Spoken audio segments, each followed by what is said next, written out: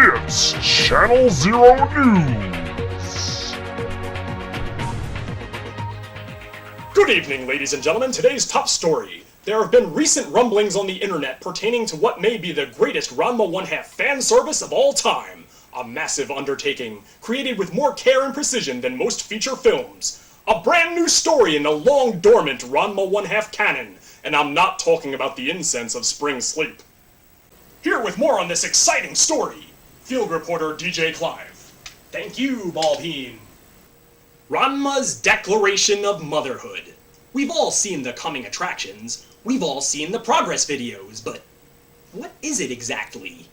I decided to get the answers straight from the horse's mouth, from one of the most passionate Ranma fans on and off the net, whose JW Studios proudly spearheads this project. None other than the grandson of the Apollo Hoax Theory, Australia's own Jarrah White. Let's take a look. Good evening, ladies and gentlemen. This is DjClyve. I'm joined by the grandson of the Moon Hoax Theory, Jarrah White. Good to see you. Just got a few questions for him about the upcoming Ranma's Declaration of Motherhood, which we're all Ranma fans are looking forward to. How did Ranma's Declaration of Motherhood come about? Well, that's a long story. Basically, there's been a whole lot of fan fiction on the internet about exploring the idea of what would happen if Ranma got pregnant. You know, like, would this happen, would that happen? Would he be stuck as a girl for all this time? Would he be able to, would he actually go through the pregnancy? Would he just get an abortion or whatever? And so we decided to put all these, we had these ideas in our head, we just decided to put them all together and see what would happen. What happened at first is I wrote up some scenes. This was a while back. I was working with a fan fiction writer called Mindy-chan on the internet. She was working on this Teenage Mutant Ninja Turtles project. She had already released her own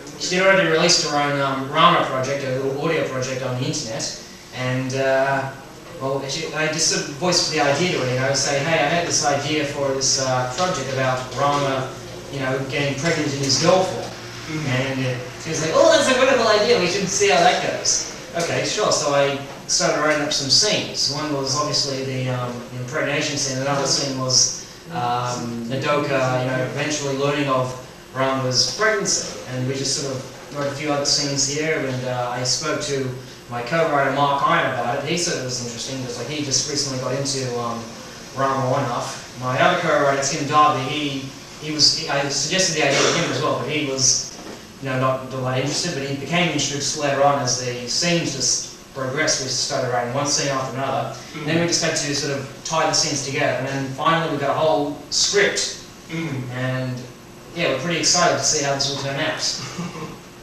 How are you going to pull this off? Because I've seen the script, it is quite enormous, and it just seems like a bold project. It's more than just a fan fiction. You've got artists working on it, you've got background artists. Just how are all the elements going to pull together in the end? Well, obviously we had to get voice actors to do the different voices, and we need sound effects. Obviously, we need music, and yeah. So once we get all the sounds, we need visuals too. So what we're going to do for the visuals is we got this 3D background. It looks sort of three-dimensional, but when it's rendered, it looks like it's a cartoon. So yeah, I've seen it. It's almost like Grand Theft Auto. Yeah, that's correct. We've got this. What we're doing is we designed this entire layout of Ferengen, of Narima, all the different shops, all the different houses, and once that's all done, we'll take a still shot or a video shot from each different angle. Like we'll be able to get one from here, get one from there, eye level, hair level.